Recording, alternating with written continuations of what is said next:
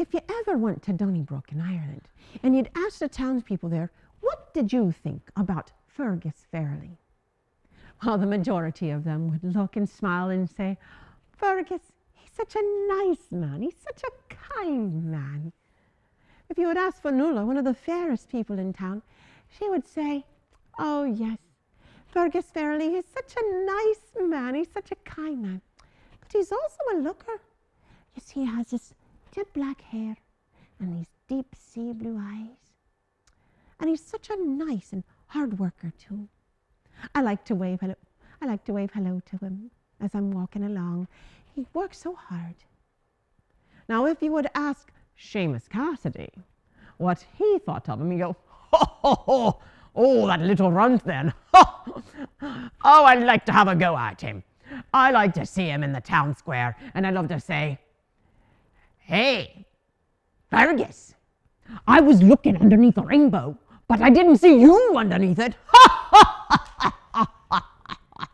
Oh, that is always funny. I always go and I say, hey, you little leprechaun, where's me money? And that is exactly the very thing that would totally, completely upset our friend Fergus. Because even though he was a good man, and a very kind man, and a very nice man, he also happened to be short of stature. So he decided, after one day in particular of Fergus just teasing him so badly, that he decided he needed to find a way to get tall.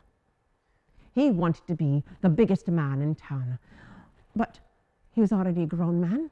How would he go about doing such a thing? He knew that he would have to rely on the other crowd. You know, them, the wee people. The one thing you can never do, ever do, is call them fairies. Shh, shh, shh, don't call them fairies. They hate that. But he decided one day in particular that he was going to sit himself under a hawthorn tree, because there was a mound, and if you listen for the leprechauns, you might be able to get a wish from one of them. But he didn't hear any singing, and he didn't want to bother the mound because, as everybody should know, if you bother a mound that is under a hawthorn tree, the problem is one of the other crowd will get very angry, and then they'll call upon other members of the other crowd, and they will wreak such havoc upon you and your descendants for the rest of time. He was very careful. So dejectedly he started home, and he knew that he was not going to go in the deep woods, because thereabouts, deep in the woods, happened to be the banshees. And they are the worst of the other crowd. That they will scream at such a high-pitched sound that you'll drop over dead right where you are. So he's watching where he was going, and he was on his way home, very dejected-like, when to his surprise, what came up was a wonderful, great big wolfhound. Well, everybody in Ireland loves the wolfhound. But this poor young little dog, he was there and he was limping. And the nice thing was that Fergus had called him over to him. And he pet him ever so nicely and ever so gently, and talked to him, and found out that there was something stuck in his paw. So as he's talking to him and gently telling him that he was a good boy, he pulled out the item that was in the paw of the wolfhound. Well, suddenly, the wolfhound had changed its shape. It was one of those shapeshifters known as you and I know, the puka. Well, Fergus, oh my goodness, he was sure that his days were numbered. And he breathed deep, and he said, and the puka said, don't worry there, Fergus. You did me a kind deed and a nice deed. I'll tell you what, I'll give you whatever you wish. It is yours. Give it to me. I'll give you whatever you have. Well, Fergus didn't need any talking to. He said right away, Well, I want to be the biggest man in Donnybrook. And the puka said, done, it is that. But because ye didn't ask for riches, that ye shall have also. Now be on your way. Well, Seamus was chuffed, and he started walking home because he survived an encounter with a puka. And as he's walking home, he's realizing that his shoes were feeling a little tight there. And he noticed that as he was walking, it seemed as though his sleeves were riding up on his arms. And as he's walking along, his pant legs seemed to be getting a little bit shorter and shorter. And he says, oh, what is this? And he looked in his shadow, and his shadow looked larger. Well, it looks like I am the biggest man in town, he was thinking. And he puts his hands in his pockets and realized they were heavy. And he pulled out money, and lots of it. Well, he hurried as fast as he could to Donnybrook. And right away, he went to the tailor's house.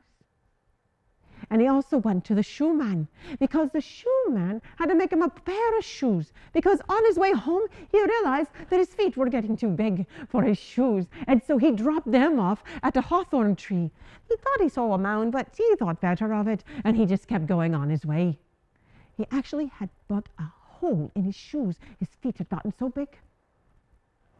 Well, he got there, and as he's coming out, word was stretching around all around Donnybrook that something different had happened to Fergus. Well, of course, Seamus wanted to see all the big to-do. He didn't know what was going on with our friend. And he came down the town looking all proud and said, hey, Fergus. He stopped because suddenly Seamus was no longer the biggest man in town. Did you have something you wanted to say to me there, Seamus? Said the Fergus. No, carry on your way. But he was going to carry on his way. He made his way straight to the fair Finoola's house. And as he was on his way to her house, he just couldn't wait to see her auburn hair and her green eyes like the hills of Ireland. And he knocked on the door. Who is it? Called out Finoola. Why, it's Fergus, said he. Suddenly you heard the steps, and she came to the door and opened the door, and oh, Fergus, you're quite taller than you were before. Yes, I feel taller too. Well, are you still the same man you were before? Yes, I feel the same. I feel like £1,000,000, said he. She says, well, as long as you hadn't changed on the inside, you're welcome to come inside my house.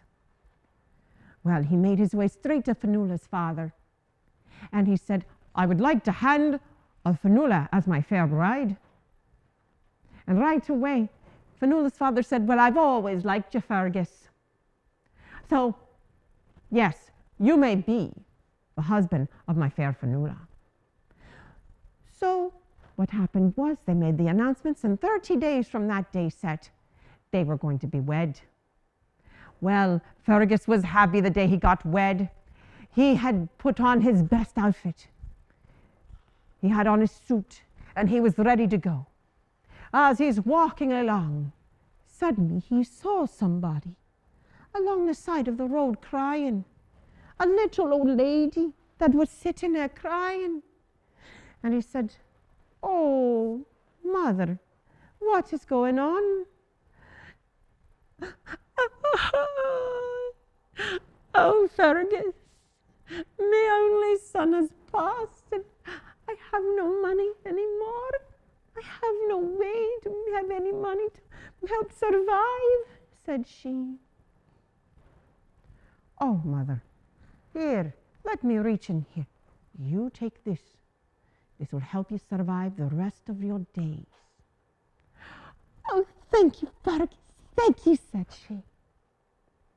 And she was on her way, and he was on his way to go wed the fair Finoola. But the crazy thing happened.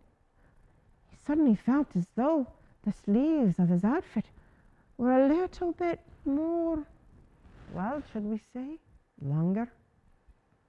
But then he thought nothing of it, and he kept deciding he was going to go on his way.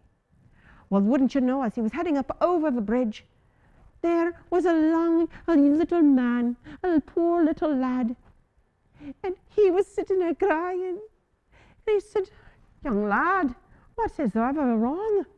He said, "Oh, Fergus, my mum sent me out to get some fixings for us of food, because my dad has finally returned home from the sea.